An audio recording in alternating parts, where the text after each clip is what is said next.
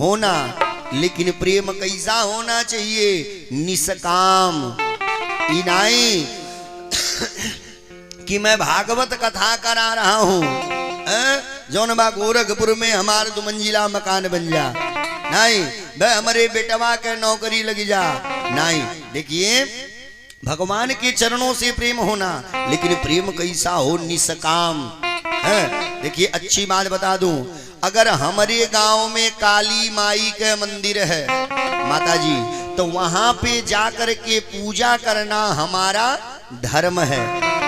अगर हमारे गांव में शंकर भगवान का मंदिर है तो वहां जाकर के पूजा करना हमारा धर्म है। अगर हमारे गांव में भागवत कथा हो रहा है तो वहां पर जाकर के भागवत कथा सुनना हमारा धर्म है। देखिए हम जितने भी मानव हैं, हम लोगों का सबसे बड़ा धर्म है भगवान के चरणों से प्रेम होना, लेकिन प्रेम कैसा हो? निष्काम। ठीक, सूत जी ने जो इतने बात बोले, संतों ने कहा सरकार अब हमारे दूसरे का प्रश्न सुनिए कि जब हम मंदिर में पूजा करने जाते हैं तो एक बड़ी विचित्र बात होती है। कुछ लोग कहते हैं कि दुर्गा माई बड़ी है, कुछ लोग कहते हैं शंकर भगवान बड़े हैं, कुछ लोग कहते हैं हनुमान जी बड़े हैं। तो ये बताइए जब सगरी लोग बड़े हैं तब पूजवा के कर किया जाए? सूत जी ने कहा महात्माओं बड़ी बढ़िया प्रश्न। सुनो, देखो मैं तुम लोगों को बता दूं कि निंदा किसी भी धर्म की मत करो। बड़ी ध्यान से सुनिएगा माता जी लोग जी, निंदा किसी भी धर्म की मत करो, लेकिन हाँ प्रेम करो तो एक से। वह है कौन? भगवान कृष्ण। काहे कि सारे देवताओं के मूल जड़ है कन्हैया, कि यथा तरोर मूल निषेचनेन अतृप्यन्ति तत असकंद भुजोपशाखा। सुनिए, जैसे सारे जब वृक्ष है ना, वृक्ष का जो मूल जड़ होता है वह है कौन? भगवान कृष्ण। अब बाकी जितने भी देवता हैं वह वृक्ष के सब शाखा हैं। इसलिए प्रेम करो तो एक से, वह है भगवान कृष्ण। काहे कि एक ही साधे सब सधे, एक ही साधे सब साधे सब जाय, सब साधे निंदा किसी भी धर्म की मत करो, प्रेम करो तो एक से, वह है भगवान कृष्ण। माता जी अच्छी बात बता दूं, भागवत जी में कथा मिला है, जब रुक्मिणी मैया गिरिजा पूजन के लिए गई हैं तो मंदिर के कर है दुर्गा जी के, मूर्ति के कर है दुर्गा जी के, लेकिन दुर्गा जी के मूर्ति में रुक्मिणी मैया ने दर्शन किया कन्हैया के। इसलिए निंदा किसी भी धर्म की मत करिए, प्रेम करिए एक से, वह है भगवान कृष्ण। संतों ने कहा सरकार अब हमारे तीसरे का प्रश्न सुनिए कि जब वेद में भगवान का नाम अजन्मा है, यानी भगवान के कभी जन्म नहीं होता है, तो ये बताइए राजा दशरथ का बेटा कैसे बने? वसुदेव देवकी का बेटा कैसे बने? तनी ई सुना देते तो बड़ा बढ़िया। सूत जी ने कहा महात्माओं बड़ी बढ़िया प्रश्न। सुनो, देखो भगवान के कभी जन्म नहीं होता है, भगवान के सर्वदा अवतार होता है, लेकिन भगवान के अवतार कब होता है? कि जब जब होई धर्म की हानि, जब जब होई धर्म की हानि, जब जब होई धर्म की हानि, जब जब होई धर्म की हानि, बाढ़ई असुर महाअभिमानी, बाढ़ई असुर जब जब इस पृथ्वी पे राक्षसों का बोलबाला होता है, जब जब इस पृथ्वी पे राक्षसों का बोलबाला होता है, तब का होता है कि तब तब धरी प्रभु विविध शरीरा, तब तब धरी प्रभु विविध शरीरा, तब तब धरी प्रभु विविध शरीरा, तब तब धरी सजन पीरा हरही। जब जब इस पृथ्वी पे राक्षसों का बोलबाला होता है कि तब तब धरी प्रभु विविध शरीरा अहरही दया निधि सजन पीरा। जब जब इस पृथ्वी पे राक्षसों का बोलबाला होता है तब तब इस पृथ्वी के भार को हल्का करने के लिए भगवान के अवतार होता है। भगवान के कभी जन्म नहीं होता है, सर्वदा अवतार होता है। अब भगवान के कुल अवतार हैं 24। माता जी भगवान के कुल अवतार हैं 24। यादाश्त बढ़िया है तब तक कोई बात नहीं, नहीं तो उठाइए कापी कलम लिखना चालू। सुनिए, भगवान का पहला अवतार सनक, सनंदन, सनातन, सनत कुमार, ये भगवान का पहला अवतार है जो ब्रह्मा जी के मानस पुत्र कहलाए। सुनिए, दूसर का अवतार भगवान का है 12 अवतार। जब हिरण्याक्ष को मारने की बारी आई तब भगवान ने 12 रूप धारण किया था।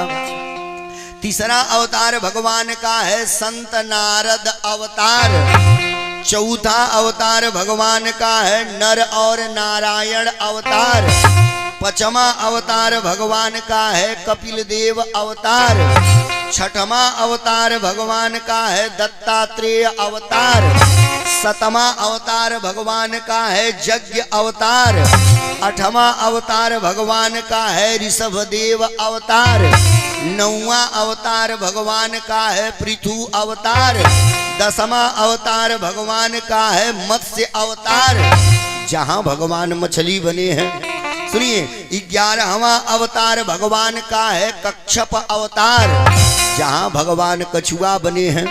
समुद्र मंथन के समय मद्राचल पर्वत को अपने ऊपर धारण किए हैं। सुनिए, और 12वां अवतार भगवान का है धनवंतरी अवतार, समुद्र से अमृत के कलश लेकर के निकले हैं। 13वां अवतार भगवान का है मोहिनी अवतार। जब देवताओं को अमृत पिलाने की बारी आई है तो भगवान ने मोहिनी रूप धारण किया था। 14वां अवतार भगवान का है नरसिंह अवतार। जब प्रहलाद जी की रक्षा करने की बारी आई, हिरण्यकश्यपु को मारने की बारी आई, तो भगवान ने नरसिंह रूप धारण किया था। और 15वां अवतार भगवान का है वामन अवतार। जब राजा बलि को बांधने की बारी आई। और 16वां अवतार भगवान का है परशुराम अवतार। 17वां अवतार भगवान का है महर्षि वेदव्यास अवतार, जिन्होंने 4 वेद और 18 पुराणों की रचना किया। और 18वां अवतार भगवान का है मर्यादा पुरुषोत्तम श्री राम अवतार। 19वां अवतार भगवान का है श्री बलराम अवतार। 20वां अवतार भगवान का है श्री कृष्ण अवतार। 21वां अवतार भगवान का है हरि अवतार। 22वां अवतार भगवान का है हंस अवतार। 23वां अवतार भगवान का कलयुग का है, जो हो चुका बिहार में महात्मा बुद्ध अवतार। और 24वां अवतार कलयुग के अंत में संबलपुर जिले में जो है होगा कलिक अवतार। भगवान के कुल अवतार हैं 24, जो है कुल अवतार है 24, लेकिन जो है कि कहने के लिए, लेकिन उनमें प्रत्यक्ष और परिपूर्ण अवतार केवल 2 गो है। 1 नंबर पे राम और दूसरा नंबर पे कृष्ण, लेकिन ये कहे के 2 हैं, लेकिन माता जी चिजीवा एक है कि राम कृष्ण 2 एक है। राम कृष्ण 2 एक है, अंतर नहीं निमेष, अंतर नहीं निमेष। इनके नयन गंभीर हैं, इनके चपल विशेष सिया राम। इनके चपल विशेष सिया राम, इनके चपल विशेष। कहने के लिए 2 हैं, लेकिन चिजीवा एक है कि राम कृष्ण 2 एक है। अंतर नहीं निमेष, इनके नयन गंभीर हैं, इनके चपल विशेष। माता जी, राम जी ने जो अपने जीवन में किया उसे हम और आप कर सकते हैं। राम जी ने जो अपने जीवन में किया उसे हम और आप कर सकते हैं। राम जी कहा करते थे कि प्रातः काल उठी के रघुनाथा, प्रातः काल उठी के रघुनाथा, प्रातः काल उठी के रघुनाथा, प्रातः काल उठी के रघुनाथा। माता पिता गुरु ना वही माथा, माता पिता गुरु ना वही माथा। राम जी कहा करते थे कि प्रातः काल उठ के रघुनाथा, माता पिता गुरु ना वही माथा। सुनिए, अच्छी बात बता दूं, अगर राम जी को किसी के घर जाना होता था, राम जी को अगर किसी के घर जाना होता था तो वह आदमी पहले आता था महाराज दशरथ जी के पास, और जब दशरथ जी कहते थे तब राम जी किसी के घर जाते थे। इसीलिए राम जी को मर्यादा पुरुषोत्तम कहा गया और कन्हैया को लीला पुरुषोत्तम कहा गया। सुनिए, राम जी ने जो अपने जीवन में किया हम आप कर सकते हैं, लेकिन कन्हैया ने जो अपने जीवन में किया उसे हम आप नहीं कर सकते हैं। काहे? सुनिए, कन्हैया 4 दिन के हुए, पूतना जैसी विकराल राक्षसी आई, भगवान पूतना जैसी राक्षसी को मार डाले। महाराज 4 दिन का लड़का है, ओकरे अगर मच्छर काट रहा है तो मच्छरों नहीं मार पाएगा। भगत जी, मच्छरों नहीं मार पाएगा। लेकिन सुनिए, जो है कन्हैया ने जो अपने जीवन में उपदेश दिया उसका अनुकरण हमें आपको करना चाहिए। कन्हैया ने जो अपने जीवन में उपदेश दिया उसका पालन हमें आपको करना चाहिए। और राम जी जो अपने जीवन में किए वह हम और आप कर सकते हैं। इसीलिए उन्हें मर्यादा पुरुषोत्तम कहा गया और इन्हें लीला पुरुषोत्तम कहा गया। बोलिए कृष्ण भगवान की। अज्यों इतने बात हुआ, संतों ने हाथ जोड़ लिया। ए गुरु, ई बताइए, ई व्यास जी कौन थे? ई व्यास जी कौन थे? इन्होंने भागवत की रचना क्यों किया? तनी ई सुना देते तो बड़ा बढ़िया कि व्यास जी किसके पुत्र थे, इन्होंने भागवत की रचना क्यों किया। सूत जी महाराज ने कहा, महात्माओं तो सुन लो, जो है नारायण भगवान के पुत्र हुए ब्रह्मा, नारायण भगवान के पुत्र हुए ब्रह्मा। अब ब्रह्मा जी के बेटवा हुए वशिष्ठ, अब वशिष्ठ के बेटवा हुए शक्ति, अब शक्ति के बेटवा हुए पराशर, अब पराशर के बेटवा हुए महर्षि वेदव्यास। ठीक है, महर्षि वेदव्यास यो जैसे पैदा हुए अपने माता पिता को प्रणाम किए और प्रणाम करके सीधे जंगल का रास्ता पकड़ लिए।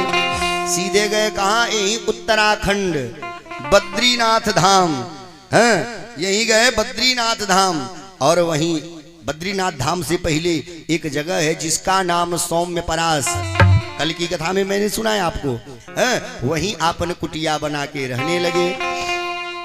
एक दिन व्यास जी आंख बंद करके ध्यान लगाए तो का देख रहे हैं? दुनिया नाच रही है, दुनिया नाच रही है।